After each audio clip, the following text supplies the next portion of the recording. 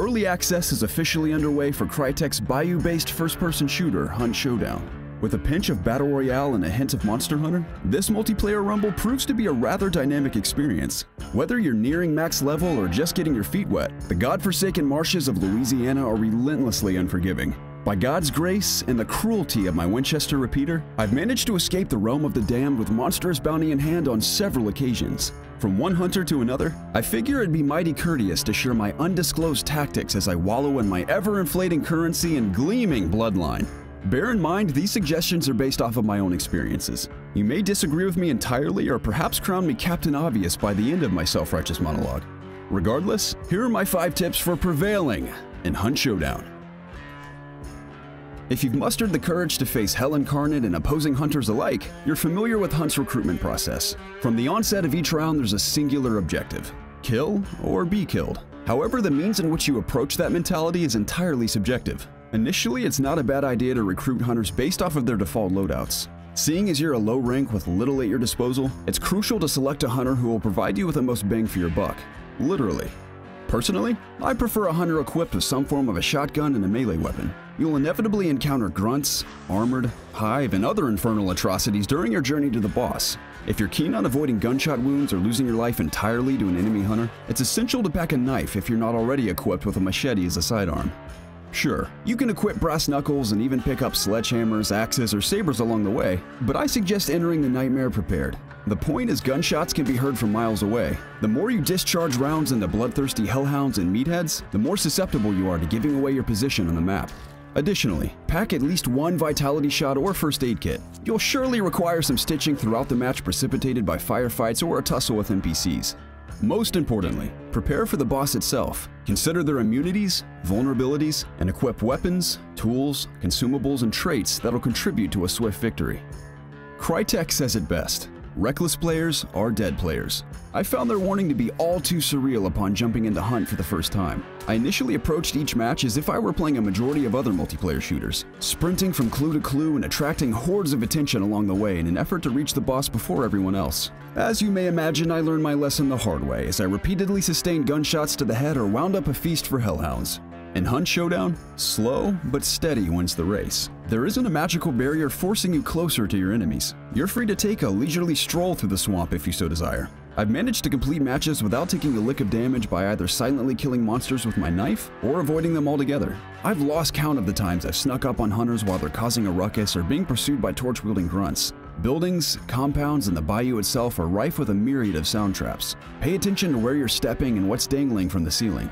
On the contrary, listen for crunching glass, ruffling bushes, and rowdy animals while you're at it. Those noises immediately reveal the position of other players. Additionally, activating diversions such as gramophones and generators can lead to some interesting encounters. Take it slow and remain stealthy. Or be a force of nature and massacre everything in your path. You be the judge.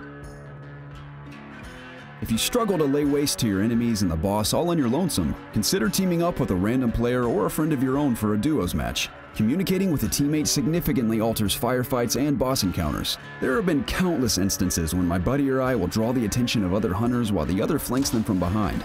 Bringing a friend to a boss encounter provides you with a chance to heal up and reload in the heat of battle. The bosses are also a bit easier to bring down, naturally.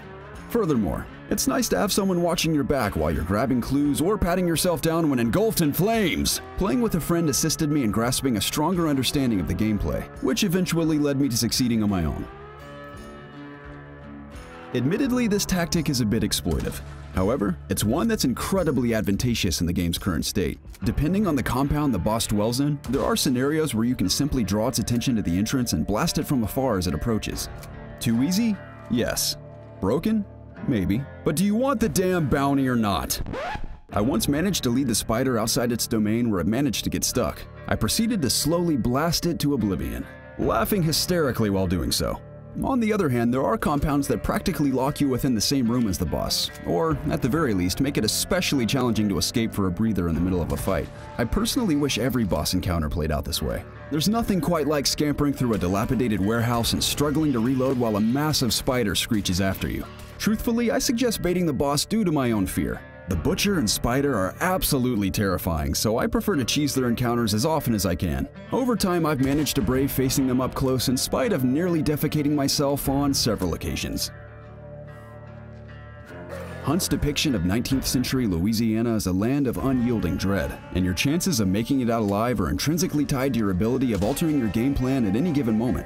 On a good day, you'll find all your clues, send the boss to hell, and escape with as little as a few skeeter bites. However, matches can play out in a multitude of ways. If you happen to stumble upon the boss minutes into the match, you have options to consider. If you decide to annihilate it immediately, prepare for an onslaught of hunters to swarm your position. Remember, if you kill it, they will come. If you possess the patience of a Louisiana crocodile, consider camping near the boss's compound. Hunters will inevitably discover the boss for themselves, providing you with a golden opportunity to get the jump on them like an utter coward. Also, prepare for the same tactic to be used against you. Lastly, be aware of the map's escape routes in relation to the boss. Hunters typically head for the nearest exit upon acquiring a relic, so it's imperative to place yourself in prime flanking position should they get to it before you. Head them off, end them, and snag that malevolent prize for yourself. Long story short, take it slow, mind your surroundings, stay on your toes, and bait the boss when viable. Before you know it, you'll be on a monster killing streak with a vigorous bloodline. I'm having a lot of fun with Hunt Showdown in spite of its technical shortcomings. It'll undoubtedly evolve and improve throughout the course of early access, so if you feel compelled, pay a visit to the bayou and try these tips on for size. But as always, if you enjoyed the video, be sure to give it a thumbs up. For more on Hunt Showdown and all things gaming, subscribe to COGconnected. And for news, reviews, features, and more, check us out online at COGconnected.com.